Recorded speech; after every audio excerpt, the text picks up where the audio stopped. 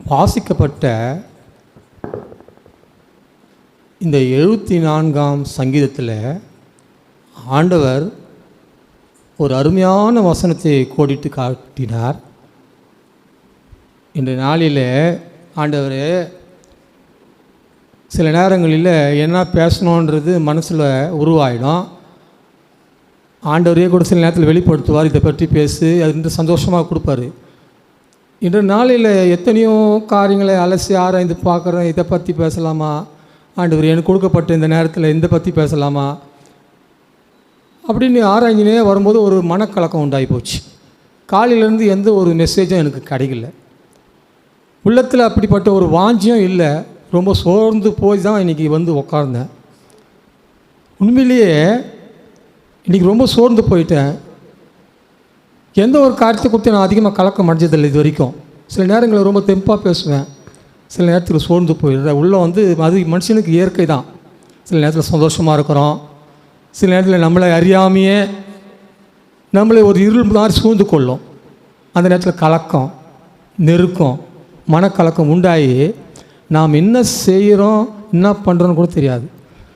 இந்த ஒரு வாரமாக குடும்பத்தில் நாம் இருக்கிறோம், நாம் நம்மளை பரிசுத்தமாக காத்துக்கொள்கிறோமான்னா நிச்சயமாக கிடையாது. அது ஒவ்வொரு வாழ்க்கையிலும் நடக்கிற ஒரு நிகழ்வு. ஆனால் அந்த சூழ்நிலைகளின் மத்தியில் கூட ஆண்டவர் நம்மை நிலைநிறுத்துகிறார் என்றால் அதுதான் ஒரு அதிசயமான ஒரு நிகழ்வு.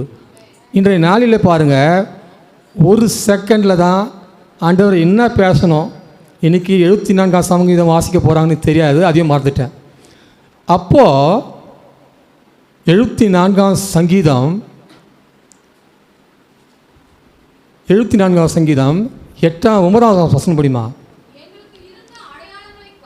எங்களுக்கு இருந்த அடையாளங்களை காணோம், தீர்க்கதரிசியும் இல்லை, அறிகிறவனும் இல்லை. தேவனே நிந்திப்பான்,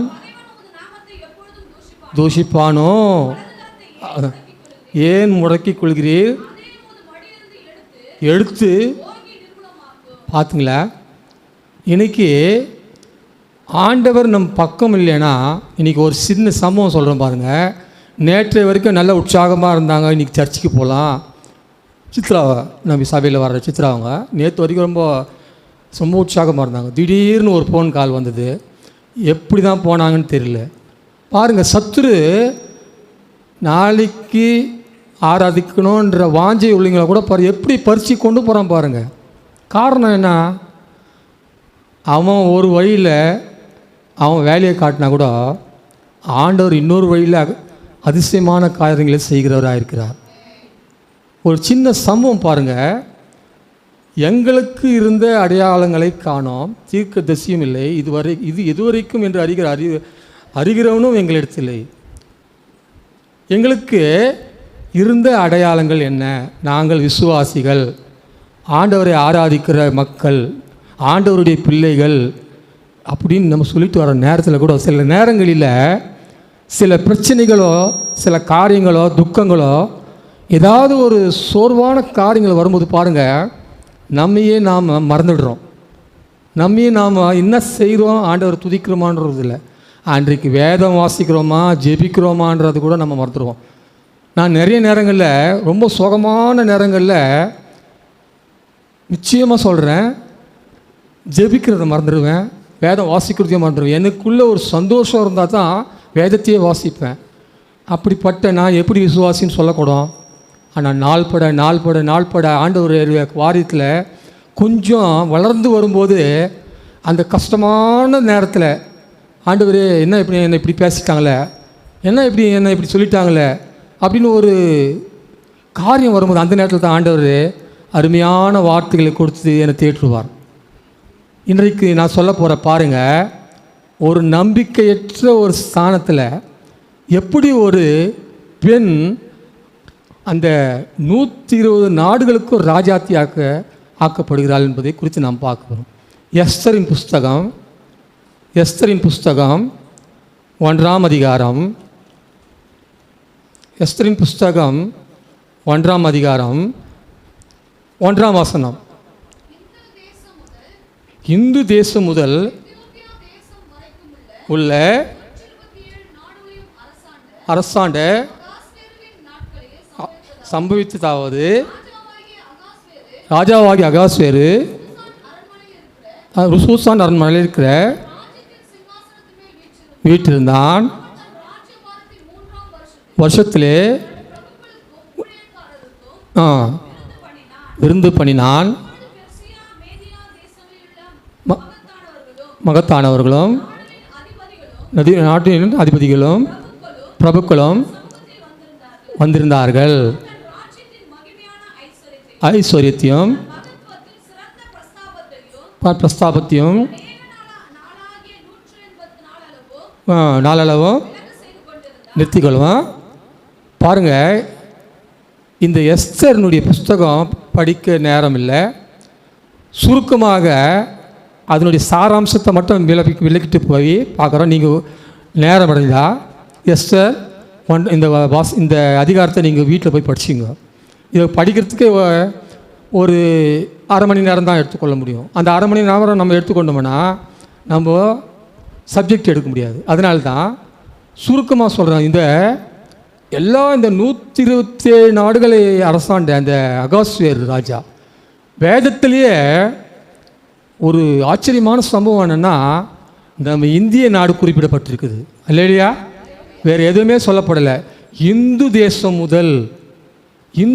முதல் 120 நாடு. இந்து என்றால் இந்தியா என்று பெயர். இந்தியா என்ற ஒரு நாடு ஆண்டவர் பாருங்கள், இந்த தேசத்தில் நாம் வாழ்கிற நம்முடைய தாய் நாட்டில் குறிப்பிட வச்சிருக்கிறார். அது பெரிய ஒரு ஸ்லாக்கியம் நமக்கு வேதத்தில் இடம் பெற்றிருக்கு.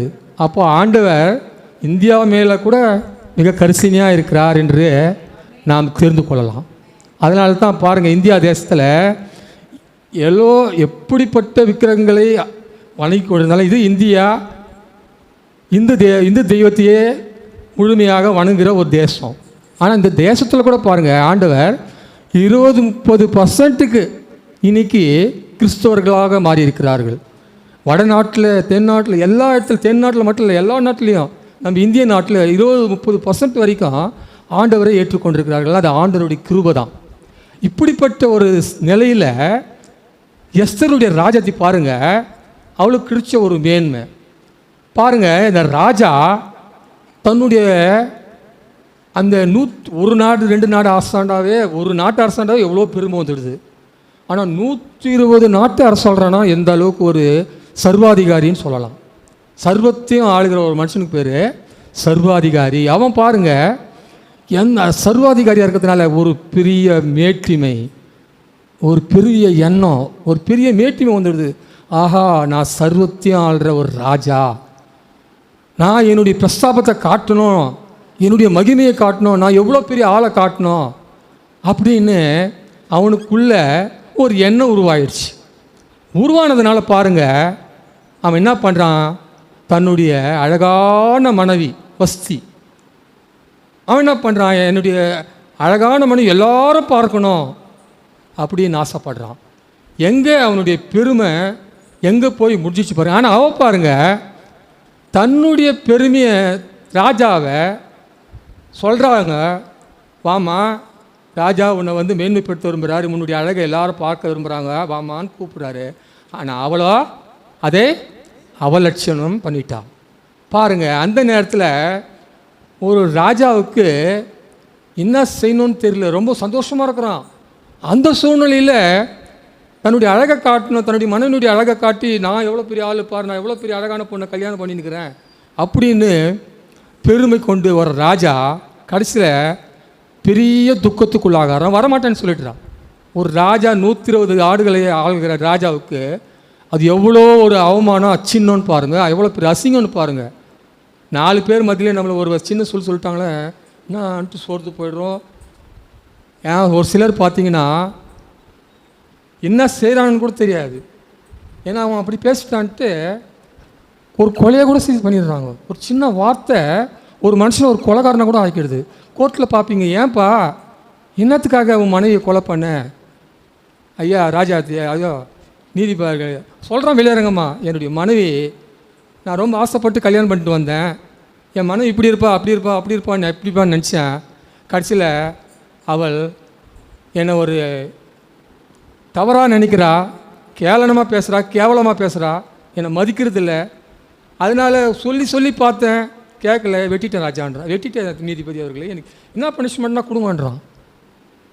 அந்த பிரச்சனைகள் அவனால் தாங்க முடியலன்னு என்ன பண்ணுறான், முடிவு இப்படி தான் என்ன செய்கிறான்னு தெரியல. அதனால் ராஜா கூட என்ன பண்ணுறான், உடனே அவனுக்கு பிரபுக்கலாம், ராஜா இந்த நேரத்தில் எந்த ஒரு சம்பவம் நடக்க வேணாம், உமக்குன்னு ஒரு ராஜ்யத்தை தேர்ந்தெடுக்கணும்னு ஒரு ராஜ்யத்தை தேர்ந்தெடுக்கிறாங்க. பாருங்கள், ஒரு சரித்திரத்தை சொல்லப்போனால் எஸ்தருடைய சம்பவம் ரொம்ப துக்ககரமான சம்பவம்.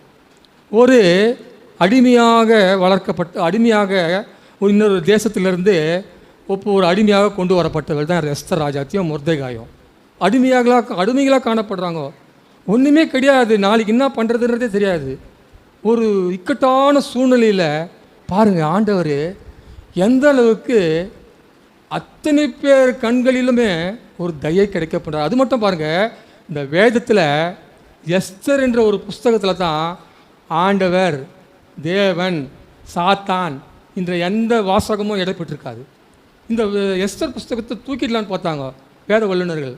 ஆனால் ஆண்டவருடைய கிருபை பாருங்கள், ஆண்டவர் மறைமுகமாக செயல்படுற ஒரு புஸ்தகம் எந்த புஸ்தகம்டான்னா இந்த எஸ்தர் புஸ்தகம் தான். எங்கன்னா வாசித்து பாருங்கள், ஆண்டவர், தேவன், யெகோவா, எந்த ஒரு யெகோவர் அப்பா, எந்த ஒரு சின்ன வார்த்தை கூட இருக்காது. அந்த மாதிரி ஒரு இடத்துல எஸ்தரை பாருங்கள் ராஜாத்தி ஆக்குறாங்க. அந்த நேரத்தில் பாருங்கள், ஆமான் என்ற ஒரு துஷ்டன் அந்த இஸ்ரேல் நாட்டில் அப்படியே அந்த யூதர்களை, கிறிஸ்தவர்களே அழிக்கும்படி ஒரு தீர்மானம் பண்ணுறான். ஆண்டவர் பாருங்கள், அந்த மொர்தெகாய் என்ற ஒரு ஒருத்தனை, ஆஃப்டர் ஒரு வாட்ச்மேன், ஒரு வாசல் காக்கிறவன், அவனை கொண்டு பாருங்கள் எவ்வளோ ஒரு காரியத்தை சொல்கிறான் பாருங்கள். சொல்கிறான், எஸ்தர்கிட்ட சொல்லி அனுப்புகிறான், நீ அப்போ ஒரு ராஜாவன் சொல்கிறான், ஆமாண்ண வந்து உயர்த்திடுறாரு, எஸ்தரும் ராஜாத்தி ஆகிடுறா. அப்போ பாருங்கள், எஸ்தர் ராஜாத்தியாக உயர்ந்த ஸ்தானத்தில் தன்னுடைய ஸ்தானத்தை மறந்துடுறா. எப்படி மறந்துடுறா, ராஜாத்தி ஆனோன்னு நம்ம கூட பாருங்கள், உயர்ந்த உடனே மற்றவங்கள நம்ம கீழே தான் பார்ப்போம். அந்த மாதிரி ஒரு வேற்றுமையான ஒரு எண்ணம் அவளுக்குள் இருந்தது உண்மைதான். ஆனாலும் பாருங்கள், அந்த மொர்தெகாய் சொல்லி அனுப்புகிறாரு, ஆமான் என்ற ஒருத்தன் யூதரையெல்லாம் நாட்டில் இருக்கிற 120 நாட்டில் இருக்கிற அந்த மொத்த யூதரையும் மொத்த கிறிஸ்தவர்களையும் அழிக்கணும்னு ராஜாவே கட்டளை போட்டுறாரு. ஏன்னா இவங்க வந்து ராஜாவினுடைய கட்டளைக்கு விரோதமாக நடக்கிறாங்க. ஏன், ஒரு தனிப்பட்ட மனுஷன் யூதன், ஒரு மொர்தெகாய், அவன் அவ்வளோ பெரிய அதிகாரியான அந்த ஆமான் ராஜாவுக்கு அடுத்த ஸ்தானத்தில் இருக்கிறான். எல்லாரும் அவனை வந்து வணங்குறாங்க, காலை விட்டு அப்படியே தண்டி நிட்டு பண்ணிடுறாங்க. ஆனால் இவன் மட்டும் அவனை என்னன்னே சட்டை பண்ணல. ஏன்னா யூதர்கள் வந்து ஆண்டவரை மட்டும்தான் ஆராதிப்பாங்க, மற்ற யாரையுமே மதிக்க மாட்டாங்க. அதனால் அந்த ஆமான் என்ன பண்ணுறான், இந்த தேசத்தையும் இந்த ஒருத்தர் மேலே ஏற்பட்ட ஒரு கசப்புனால அந்த நாட்டில் இருக்கிற அந்த 120 நாட்டில் இருக்கிற யூதர்கள் எல்லாரையும் அழிக்கிறதுக்கு ஒரு சட்டம் போடுறான். சட்டம் போட்டவொடனே எல்லாருக்கும் அந்த போய் சேர்ந்துடுது. உடனே பாருங்கள், மொர்தெகாய் வஸ்திரத்தை கீழ்த்து கொண்டு எஸ்தர் ராஜாத்திக்கு சொல்கிறான், நீ இந்த காலத்தில் சும்மா இருந்து போயா, ரட்சிப்பு வேறு இடத்துலேருந்து கூட வரும். இந்த ஒரே ஒரு வார்த்தை தான், ரட்சிப்பு, ஆண்டவருடைய ரட்சிப்பு. நீ அமைதியாக இருந்தேனா ரட்சிப்பு வேறு இடத்துலேருந்து வந்துடும். அப்போ நீயும் நானும் என்ன பண்ணுவோம் அப்படின் போது தான் ராஜாத்திக்கு ஒரு உணர்வு வருது. எஸ்தர் ராஜாத்திக்கு ஒரு சின்ன உணர்வு வருது. என்ன ஆண்டவர், அப்போ தான் அந்த மொர்தெகாய் தன்னை வளர்த்து எடுத்தா பாரு, அவனுக்கு அவ்வளோ கீழ்ப்படுத்தி நடக்கிற சித்தப்பா, அவனுடைய தாய் தகப்பன அதாவது வேறு நாட்டிலேருந்து கொண்டு வரும்போது அவங்களை கொண்டு போட்டுருவாங்க. அதனால எப்படி இறந்தாங்களோ தெரியாது. அன்னாதியாக இருக்கும்போது மொர்தெகாய் எடுத்து வளர்க்குறான் எஸ்தர். இன்னைக்கு ராஜாத்தி ஆகிட்டான்.